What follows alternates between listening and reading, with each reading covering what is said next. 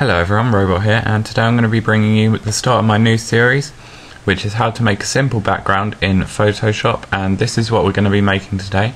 So it's a purpley theme. If you've been around for a while, you'll know that I had this as my background. I don't know, I changed it quite a lot, but I had this quite a while ago, and some of you might recognise it.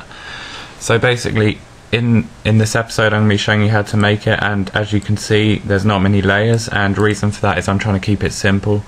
I'll provide the 3D text, so don't worry if you don't have Cinema 4D, and I will also provide the final PSD, so if you don't even want to make it, you just want the download, then go ahead. So first of all, what we're going to do is we're going to open the template, which is in my channel description, and you'll be able to find it on my channel. So if you go there and come back to the video, then that's fine by me. First of all, what you want to do is you want to invert your background so it's black. Actually, we can leave it white for a minute. You create a new layer on top of your background, and then you want to get a purpley colour. So go down to purple and click OK, and then you want to get your brush. I changed the settings because you'll need to change them later, but you don't now. So get your brush and whack it up to about, I don't know, 960, and then just put a dot behind the module box like that, and then invert your background so you should be able to see it just outside. If you want to do it bigger, I'm going to make mine about 1200 at the moment. It's a bit off. Alright, there we go. So I'm happy with that. And I've done it on the wrong one, guys. Would you believe it? So if you've done it right, unlike me, then you should have like a purpley glow behind your background. Okay, so I'm going to lower the opacity a bit because I don't like it so bright, and then create a new layer on top of that. Make sure your colours are back to black and white, and then fill your layer with either black or white, it doesn't matter, and then go to filter, render clouds, and then go to normal. Where it says up here, go to soft light, and then type in 48%. I don't know why that couldn't have been 50, but you know, it doesn't really make a difference. So now if you zoom in, you'll see we've got a sort of backdrop for this kind of background. Then next you want to click on all these layers here. So hold down shift and then click on the first one, click on the last one, and press Ctrl E or merge layers or whatever, and then that should merge them all together. So now if you double click on it, we want to go to the layer styles and just add a simple drop shadow, leave it as it is. Outer glow, change the blending mode to normal and the colour to black, and then leave that, and then go to stroke, size down to 1, colour to white, and the blending mode to overlay, and that will make a nice kind of, not beveled, but like coming out at you kind of style. So now for the next part, we're going to open our text. Now this is a file in the description for those of you that don't have Cinema 4D. Even if you do, this is just simpler because I've done it for you. So you want to copy all of the letters that are relevant to your name, like so. You just make a selection and hit copy, but I'm just going to hit Ctrl C because that's easier for me, and then paste it into here. And I made them so they're all big enough, so don't worry about expanding them. If anything, we're going to have to contract them.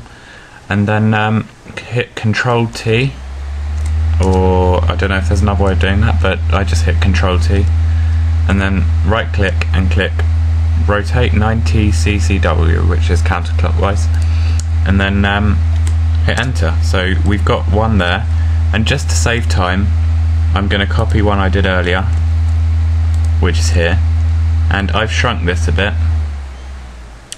Just because I want it to fit nicely along here, and it's kind of a long font though, so like anyone visiting your channel will be able to read it. You've got to take like that into account. So then drag and drop it behind your layer module kind of things like that.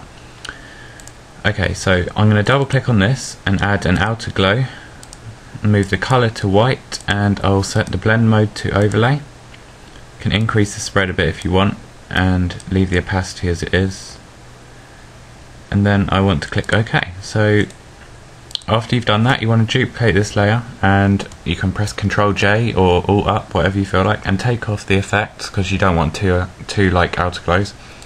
And then click blend mode to overlay as well. And if you don't like how dark that is, you can always reduce it a bit. So now I'm going to select these two layers and then press Alt up to duplicate both of them, and then Ctrl T to transform both of them. Whoops. Ctrl T to transform both of them. Right click, rotate 180 degrees, and then that will bring them round. So you can simply drag them over to this side.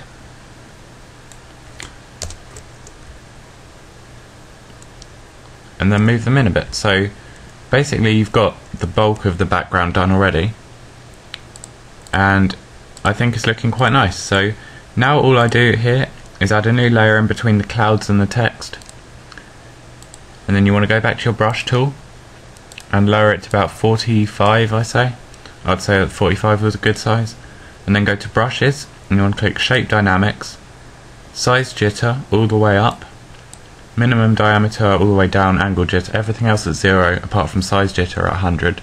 Then click on other dynamics and make opacity jitter right up, and then leave flow jitter at the bottom. So make sure your brush color is white, and then on the new layer just click once where you want a little dot, and they might not even show up because they can be very small and they can be see-through. But if you just dot around, I wouldn't do it too much, it looks quite nice if you do it few and far between, and then set the blending mode to overlay, and then you'll see that they become quite faint in the background. You can duplicate it if you want them to be a bit stronger, but I like it like this, and I think it looks quite effective. So for the last thing, we're going to click on the modules and then create a new layer which will be above them. You want to get your pen tool, scroll down a bit, and then here you just click and then hold shift and then click right up to here, and then click in here, and then here you can let go of shift and then start doing what you want with the pen tool. I'm just going to make it rough, but you can take more time over it if you want. And then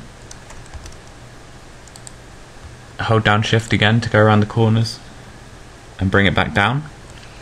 Now don't delete the path, but click on your brush and bring it back down to size 1, and take off these styles because you don't want scattering and bloody stuff before it's done. So go back to your pen tool, right click, stroke path, make sure simulate pressure is on and it's the brush that you want, not the pencil, and then delete the path.